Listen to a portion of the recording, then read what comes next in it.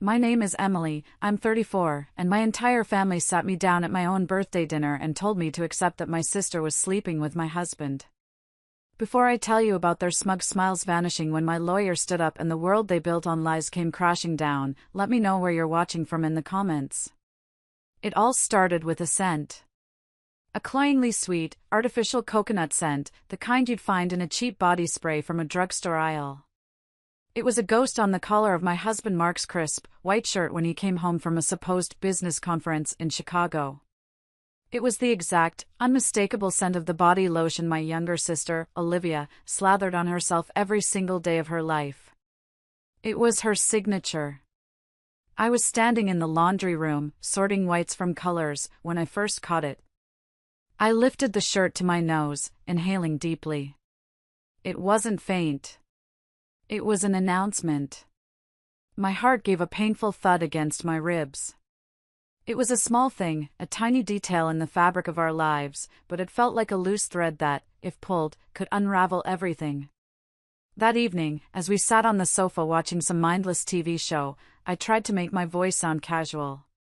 "Your shirt smelled a little like Olivia's lotion today," I said, my eyes fixed on the screen. "Did you guys meet up for a drink or something?" Mark didn't miss a beat.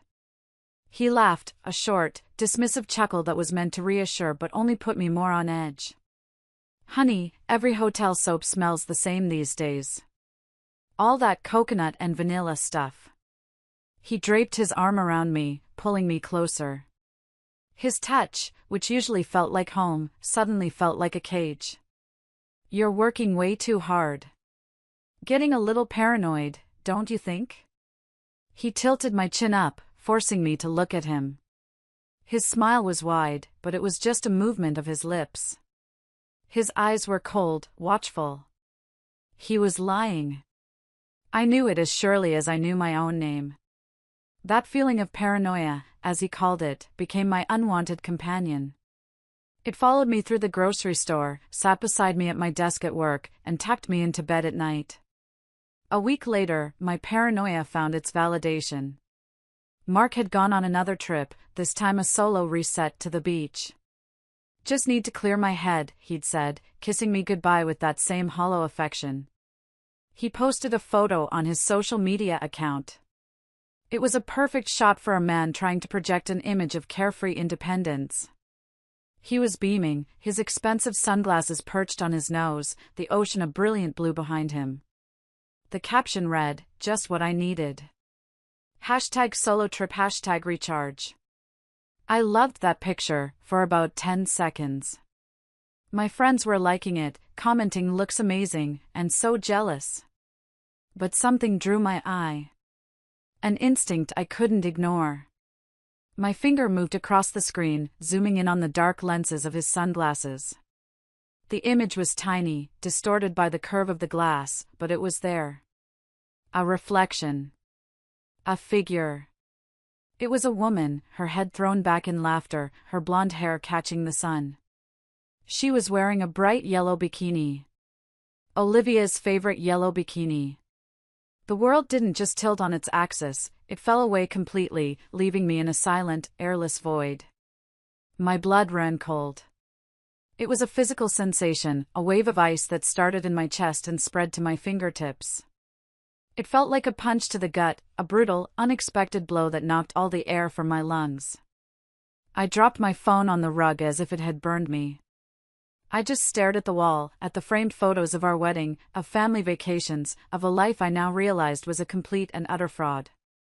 The phone, lying face down on the floor, felt like a 50-pound weight. It contained a truth so ugly I didn't know how I could possibly live with it. For 2 days, I existed in a fog. I went to work, I smiled at my colleagues, I answered emails. But inside, I was screaming. I thought about confronting him, about screaming and throwing things. But what would that accomplish? He would just lie again. He would twist it, turn it back on me, call me crazy. No, I needed more than just a gut feeling and a blurry reflection. I needed my family. I needed my mother's comfort, my father's wisdom, my brother's support. I was a fool. I was so naive. I gathered them that weekend in my parents' living room. The same room where we'd opened Christmas presents, where I'd announced my engagement to Mark, where Olivia had announced she was dropping out of college to find herself. It was a room saturated with our history. I felt that history would protect me. I held up my phone, my hand shaking so violently the screen blurred. My voice trembled as I explained. It's Olivia. In the reflection. I know it is. And his shirt, it smelled like her. My mother, Eleanor, was the first to speak. She didn't even glance at the phone. She just sighed, a long, suffering sound she had perfected over years of my perceived failures and Olivia's celebrated successes. Oh, Emily. Honestly. You and your abandonment issues. Ever since you were a little girl, you've needed to create drama to be the center of attention. Mark is a wonderful husband. Olivia adores you. You need to stop this. My father, Richard, was hiding behind the weekend newspaper. He lowered it just enough to peer at me over the top, his eyes full of that familiar, weary disappointment. You're working too hard, kiddo, he said, already folding the paper, dismissing me. You're seeing things that aren't there. Stress can play tricks on your mind. My brother, Ethan, who was scrolling through his own phone, just snorted. Paranoid, Em. Seriously. It's a blurry reflection. It could be anyone. You sound crazy. And Olivia? She crumpled. Like a professional actress hitting her mark, she burst into tears. Big, theatrical, gasping sobs that had everyone in the room rushing to her side. My mother wrapped an arm around her. My father patted her shoulder. How could you think that of me? She wailed, her face buried in our mother's shoulder. Of Mark? We love you. You're my sister. Why are you trying to destroy my life? I stood there, in the center of the room, completely and utterly alone. I was surrounded by the 4 people who were supposed to be my sanctuary, and they were looking at me not with concern, but with cold, hard annoyance. I wasn't their daughter or their sister who was in pain. I was a problem. A messy, inconvenient problem to be managed and shut down. They had formed a wall of denial, and I was on the outside. In that moment, watching my mother soothe the woman who was sleeping with my husband, I understood. They had already chosen a side. And it wasn't mine. That night, something inside me changed. The hot, messy grief didn't vanish, but it began to cool and crystallize. It turned from a painful, throbbing wound into something cold, hard, and sharp. The sadness was still there, a low hum beneath the surface, but a new feeling was taking over. Fury. A deep, quiet, methodical fury began to burn where my heart used to be. They thought I was paranoid. They thought I was crazy. Fine. I would show them what focused paranoia and a little bit of crazy could really do. My home office, a room I'd always associated with paying bills and organizing tax receipts, became my war room. Mark had always handled the finances, insisting it stressed me out. I'll take care of it, honey, he'd always say. I saw it now for the control tactic it was. I spent hours upon hours at that desk, fueled by black coffee and righteous anger, printing out years of bank statements, credit card bills, and loan documents. My fingers flew across the keyboard, my eyes scanning columns of numbers. And then I found it. It was 3 a.m. on a Tuesday, the house silent around me. A single transaction from 6 months prior. A $62,000 withdrawal from our home equity line of credit. My breath caught in my throat. We had taken out that hellic for emergencies, a new roof, a medical crisis. We had both sworn an oath never to touch it unless it was a matter of life or death. I felt a surge of adrenaline. This was it. This was real. I started tracing the money. It wasn't difficult if you knew where to look. The funds had been wired from our joint account to a newly opened business account. I held my breath as I searched the name of the LLC on the state's public business registry. The name on the account? Livy's Boutique, LLC. Registered agent, Olivia Davenport. I leaned back in my chair, the printed statement shaking in my hand. He had stolen from our home, from our family's future, to fund his affair and my sister's vanity project. The sheer, breathtaking audacity of it left me speechless. This wasn't just a betrayal of love, it was a cold, calculated financial assault. They weren't just sleeping together in secret, they were actively building a life, a business, on the back of my work, my trust, and my home. But the rabbit hole went deeper. The next discovery was the one that truly shattered the last vestiges of my innocence. I had always wondered about my inheritance from my grandmother.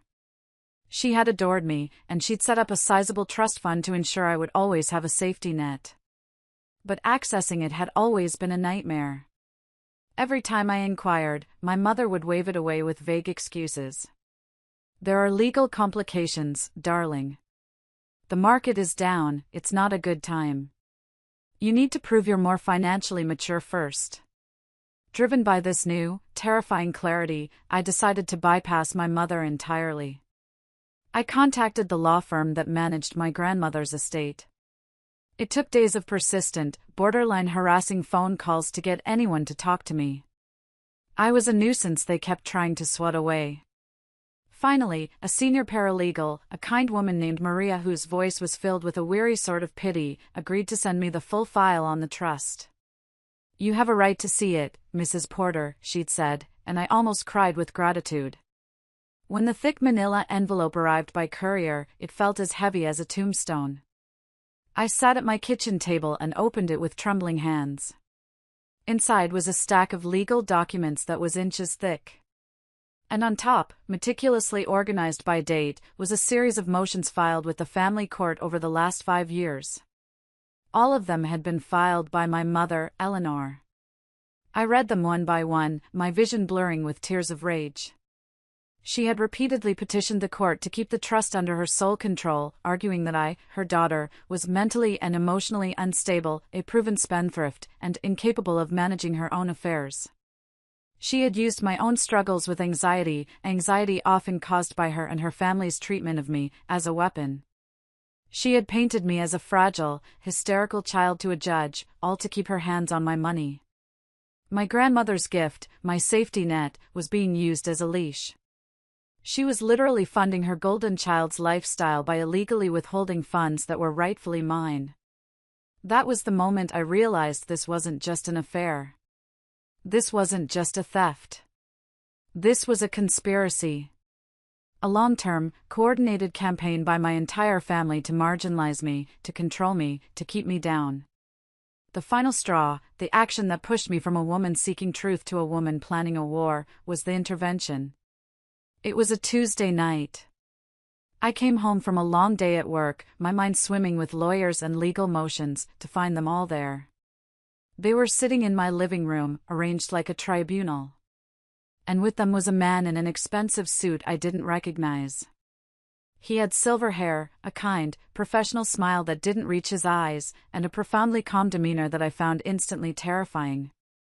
My mother stood up, her face a mask of loving concern. "Emily, darling. We were so worried, we didn't know what else to do. This is Dr. Alistair Finch. He's a psychiatrist, and he's here to help." They took turns speaking. It was a well-rehearsed performance. They spoke of my erratic behavior, my delusions about Olivia and Mark, my unhealthy obsession with the family finances. They used the very evidence of their crimes as proof of my instability. The bank statements weren't proof of theft, they were evidence of my financial fixation. The photo wasn't proof of an affair, it was proof of my persecution complex. Dr. Finch listened to it all, nodding patiently. Then he turned his calm, assessing gaze on me. "Emily," he said, his voice as smooth as silk. "Your family loves you very much. They're deeply worried about you. From what they've described, and from what I'm observing in your agitated state, I'm inclined to agree that a short, voluntary stay at a private facility would be immensely beneficial. A quiet place. To rest, to get your thoughts in order, to get back to being yourself. My blood ran cold. It wasn't a metaphor, I felt the warmth drain from my body. They weren't just trying to gaslight me anymore. They were trying to have me legally declared incompetent. To lock me away, discredit me completely, so they could take everything without a fight. I looked at their faces, one by one. My mother's tight, determined smile of a martyr. My father's weary resignation, already convinced of my guilt. My brother's smug indifference, scrolling on his phone again. And Mark and Olivia, sitting side by side on my sofa, actually holding hands in front of me now, looking at me with expressions of pure, feigned sympathy. In that single, horrifying moment, a switch flipped deep inside my brain. The fear, the hurt, the confusion, it all vanished. It was replaced by an arctic calm, a chilling clarity. I was done being the victim. I was done crying. I was done being their punching bag. I lowered my head, letting my hair fall over my face to hide the sudden, cold fire in my eyes. I took a shaky, deliberate breath, a perfect performance for my captive audience. Okay, I whispered, my voice cracking just right on cue. Maybe you're right. I'm so tired of fighting. I'll think about it. I saw the look of triumphant relief they exchanged over my bowed head. They thought they had finally won. They thought they had finally broken me. They had no idea they had just armed me. As I walked slowly up the stairs to my bedroom, one thought echoed in my mind, a silent, vicious promise. My 34th birthday was in 2 weeks. And I was going to throw myself a party they would never, ever forget. The next morning, I woke up a different woman. The victim I had been was gone, and in her place was a client. A client with a singular, burning purpose. Before the sun was fully up, I was online, transferring a significant portion of my private savings account, money I'd painstakingly earned from years of freelance graphic design projects and kept hidden for a rainy day, into a new account at a different bank. Well, it was pouring. My first call, at 9:01 a.m., was to Sarah Chun. Her name was spoken in hushed, reverent tones in the circles I was now researching. She was a shark in a designer suit, a divorce lawyer so ruthless she was known for making cheating husbands weep on the witness stand. When I walked into her sleek, minimalist office overlooking the city, I didn't cry. I didn't tremble. I laid out the story, my voice even and low. I placed each piece of evidence on her glass desk, the bank statements, the photo, the stack of fraudulent court motions regarding my inheritance.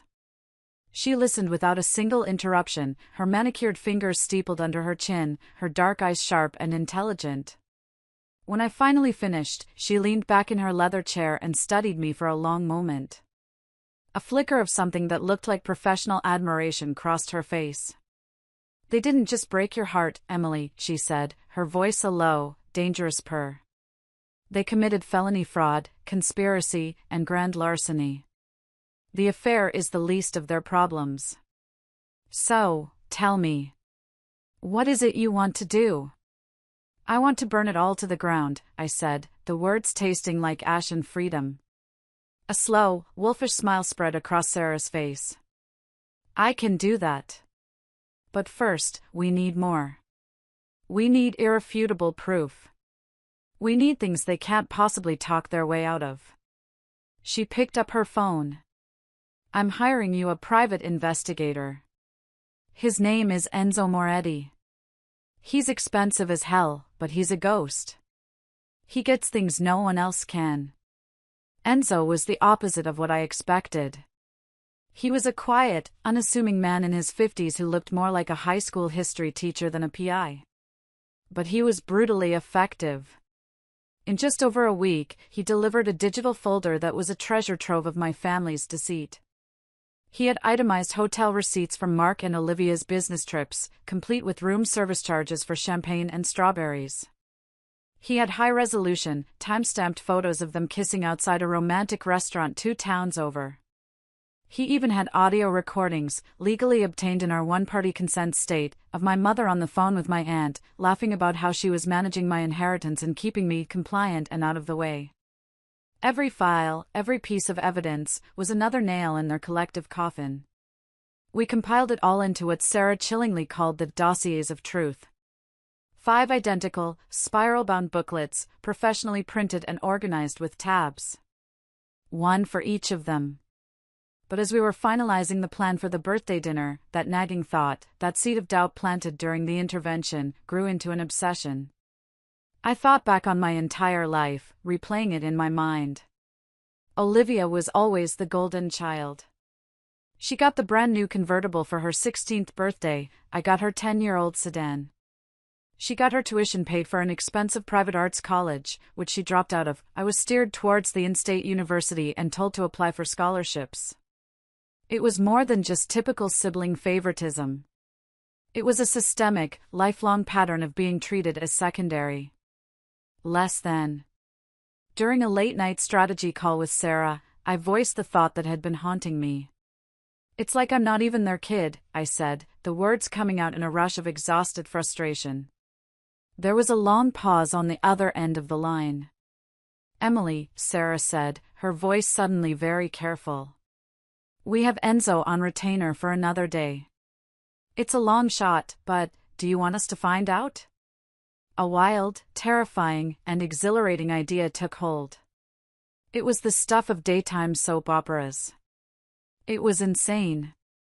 But my life was already a melodrama, so what was one more plot twist? "Yes," I said, my voice barely a whisper, but my conviction was absolute. "I need to know." Enzo was a master of his craft. A coffee cup Richard had used and left behind during a brief, awkward visit to my house a few days earlier was all he needed. He overnighted it to a private lab. The results would be delivered electronically on the afternoon of my birthday. The day of the party. The day of reckoning. The night of my birthday dinner felt surreal, like a scene from a movie I was watching from a great distance. We were in the plush, soundproofed private dining room of La Bellevue, an absurdly expensive French restaurant my mother adored. It was the perfect stage for the performance to come. The air was thick with the scent of expensive perfume and hypocrisy. They were all there, dressed in their finest, their faces arranged in masks of fond celebration. They truly thought this dinner was their victory lap, a celebration of my final, pathetic surrender to their narrative. My father, Richard, stood to make the first toast. He raised his glass of Cabernet. "To Emily," he said, his voice resonating with false sincerity. "We're so glad you've decided to let go of all that anger and embrace the spirit of forgiveness.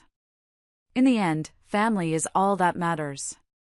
My mother followed, dabbing a crocodile tear from the corner of her eye. "To moving forward," she chimed in, her eyes gleaming with triumph. "And to getting you the help and support you truly need. We will always be here for you, darling." Mark and Olivia sat beside each other, their chairs a little too close, their hands brushing under the table. They looked at me with that sickening, proprietary blend of pity and self-satisfaction. They had won. I let them finish their charade. I took a slow, deliberate sip of my water, my heart a steady, rhythmic drum against my ribs. I was no longer nervous. I was an instrument of fate. Across the room, I met Sarah's eyes. She was sitting at a small, two-person table near the door, looking chic and predatory as she nursed a club soda, just as we'd planned. I gave her the slightest nod. This was it.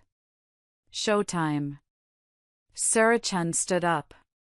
The click of her heels on the polished hardwood floor was the only sound in the suddenly quiet room. All eyes turned to her. She was elegance and danger wrapped in a black silk blouse. She approached our table with the unhurried grace of a panther. "Good evening," she said, her voice cool and clear, cutting through the comfortable atmosphere like a shard of glass. "My name is Sarah Chen. I'm Emily's attorney." The smiles froze on their faces. Utter confusion flickered in their eyes, followed by a dawning sense of alarm. Emily was so touched by your concern for her well-being that she wanted to share a few party favors with you all, Sarah continued, her voice devoid of any emotion. Her young, grim-faced male assistant, who had been waiting by the door, stepped forward. In his hands, he held a stack of 5 thick, spiral-bound dossiers. He moved around the table, placing one in front of each of them. One for Mark. One for Olivia. One for Eleanor. One for Richard. And one for Ethan. Silence. No one moved. They stared at the booklets as if they were venomous snakes. Go on, I said softly, my voice barely above a whisper, yet it carried the weight of a command. Open your gifts. My father, Richard, was the first to obey, his movements stiff. He opened the cover. His face went slack, all the color draining from it. The first page was a high-resolution, glossy 8x10 photograph of Mark and Olivia, locked in a passionate, open-mouthed kiss on a hotel balcony, the city lights of Chicago twinkling behind them like mocking stars. Olivia gasped, snatching her own dossier.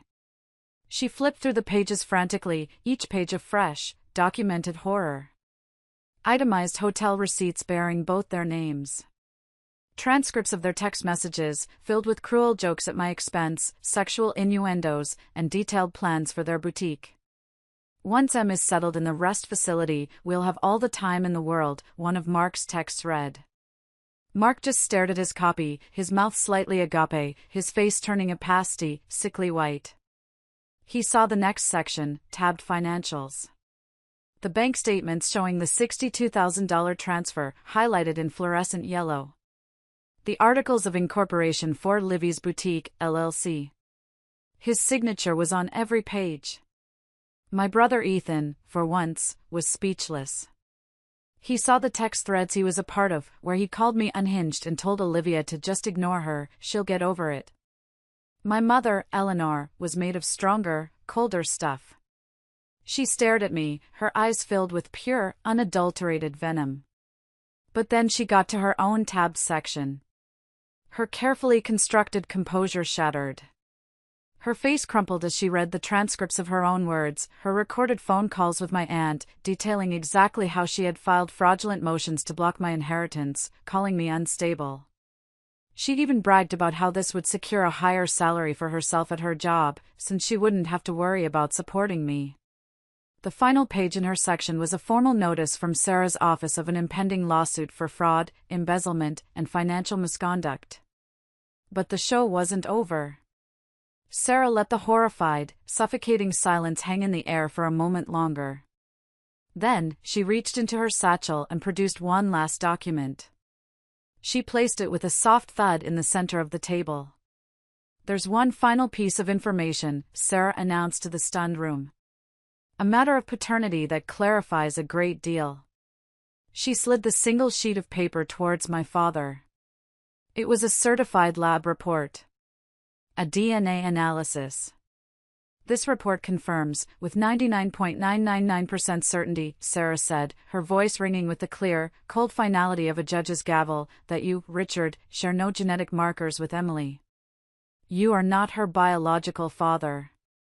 A collective, strangled gasp went through the room. Richard looked from the damning paper to my mother, his face a mask of utter, profound betrayal. The foundation of their 35-year marriage, of his entire life, had just been obliterated on the table of a French restaurant. However, Sarah added, twisting the knife with surgical precision, we do have reason to believe we know who is. She looked directly at me, a glimmer of sympathy in her otherwise professional gaze. Her godfather. A man who has always treated her with kindness. Judge Harmon. It was a checkmate. The room was a tableau of absolute ruin. Eleanor had collapsed into guttural, ugly sobs, not of remorse, but of pure, selfish exposure. Richard was staring into space, his world turned inside out. Olivia and Mark were looking at each other in raw panic, their shared future of stolen money and illicit love evaporating before their eyes. Several senior partners from Mark's law firm were dining in the main room. His career, his hope for a promotion, was over. My brother Ethan just looked sick to his stomach, finally realizing he had backed the wrong side in a war he didn't even understand. In the immediate aftermath of the explosion, there was only a ringing, deafening silence. The clinking glasses and soft music from the main restaurant outside our private room seemed a universe away. My family, or the collection of people I had once called my family, were frozen. They were shattered figures in a wax museum of their own making, each trapped in their own personal hell of exposure. I stood up. My legs, which had felt like jelly for months, were now pillars of stone. I didn't shout. I didn't scream. I didn't cry. The time for that was long past. I looked at each of them, my gaze moving slowly around the table, lingering for a moment on each ruined face. I looked at Mark, my husband, a man I now saw not as a heartbreaker but as a weak, pathetic thief, a hollow man propped up by lies. I looked at Olivia, my sister, her golden child glow finally extinguished, leaving only a greedy, panicked, and surprisingly plain woman in its place. I looked at Richard, the man who had raised me with a quiet, constant disapproval that I now, with heartbreaking clarity, finally understood. Then, my gaze landed on my mother. Eleanor. The architect of my pain, the mastermind of this grand deception. She was staring back at me, her face streaked with black mascara, a look of pure, undiluted hatred in her eyes. It was the look of a cornered animal. And in that moment, looking at the woman who gave birth to me, I felt nothing. Not love, not anger, not even pity. Just a void. An empty space where a lifetime of feeling used to be. You took years of my life, I said.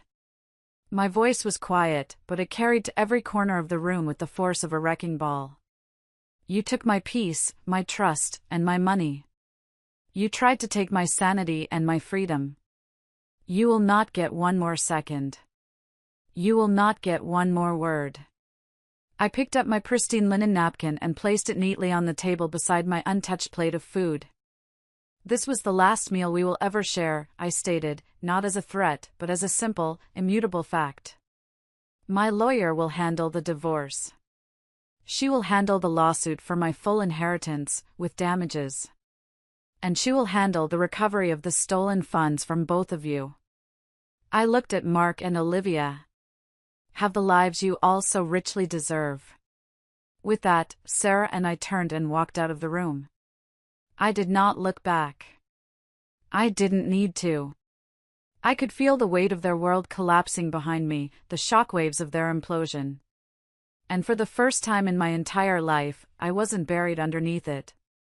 I was walking away from the rubble, into the clean, cool night air, finally, blessedly, free. A year can change everything. I'm writing this from the wide, wraparound porch of a house on a lake. My house. It's the same sprawling, cedar-shingled house my family had to sell in a fire sale to cover their catastrophic legal fees and mounting debts. After my divorce from Mark was finalized and my lawsuit successfully clawed back every single penny of my inheritance, plus punitive damages, I bought it through a carefully constructed shell corporation. They never knew it was me. The quiet, daily pleasure of that irony is sweeter than any revenge. The air here smells of pine and damp earth and the coming rain, not deceit and cheap coconut lotion. My life is quiet now, and I've learned that quiet is the most valuable commodity on earth. Mark and Olivia's boutique never opened. Their affair, made public in the most spectacular and detailed way, torched their professional and social lives. The last I heard, they were living in a cramped, two-bedroom apartment 2 states away, drowning in debt and mutual resentment. The perfect couple. Richard and Eleanor's divorce was as brutal and swift as you might imagine. The revelation of my true paternity was a balm from which their 35-year marriage could never recover. My father, Richard, sent me one letter 6 months ago. It was short, stilted, and full of a remorse that came 34 years too late. I read it, and then I burned it. I never wrote back. The most profound change, however, the one that has truly healed the deepest parts of me, was connecting with my real father. Judge Harmon. A man who had been a kind, gentle, peripheral figure my whole life. My godfather. When I finally found the courage to call him and tell him everything, he drove 4 hours to see me that same day. He wept on this very porch. He said he had loved my mother once, a lifetime ago, but she had chosen Richard and a life of more financial stability. She never told him she was pregnant. Now, we're making up for lost time. He's retired now. He visits the lake house often. We fish off the dock, we work in the garden, we talk for hours. We are building something new and real and honest on the ashes of all those old lies. I used a portion of my reclaimed inheritance, the money my grandmother always intended for me, to start a small foundation. It's called the Lighthouse Fund. It provides initial pro bono legal consultations and psychological support for people trying to extricate themselves from toxic and abusive family situations. It's my way of turning the ugliest thing that ever happened to me into a beacon for someone else lost in a storm. My new friends, the few true ones who stood by me when I had nothing but a crazy story, helped me run it. I used to think family was an obligation, an immutable bond of blood you were stuck with, for better or for worse. Now I know that's not true. True family is a bond of trust, of respect, of safety. It's the family you build, the one you choose, not the one you're born into. The greatest wealth isn't money in the bank or a beautiful house on a lake. It's peace. A deep, unshakable peace in your own soul. And I have finally, after a lifetime of searching, found it. Thank you all so much for listening to my story. It wasn't easy to share, but I felt like I had to, for anyone out there who feels trapped.